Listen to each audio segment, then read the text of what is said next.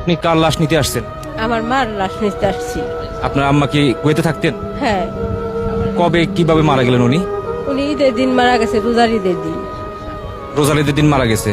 আজকে লাশ আসবে এটা কবে জানলেন? আজকে আমাদের জানাইছি। আজকেই জানাইছে।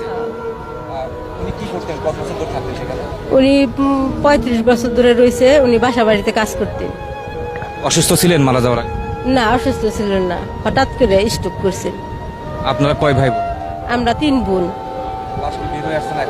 না, এখনো বের হয়ে আসে নাই। আপনার বাড়ি কোথায়? আমাদের বাড়ি হয়েছে গঙ্গারামপুর, মানিকগঞ্জ। আপনারা কয় ভাই বোন? আমরা খালি 3 বোন। আপনি কার মরদেহ নিতে আসছেন, কার লাশ নিতে আসছেন? আমার হাজব্যান্ডের উনি কোথায় থাকতেন? কুয়েতে থাকতো। কবে মারা গেছেন উনি?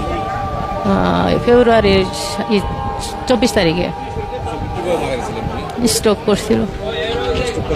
জি। পর 1 বছর, 1 বছর। জি জি। আজকে শুনছি 5টার দিকে আসার কথা। আসছে এখন। হ্যাঁ, পাইছি।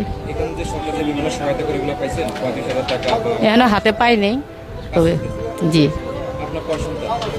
সন্তান নাই। হাজব্যান্ডের নবী হোসেন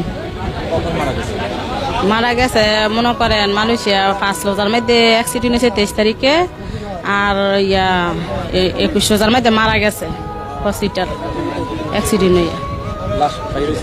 না না, 8:45 লাশ এয়ারপোর্ট আইব।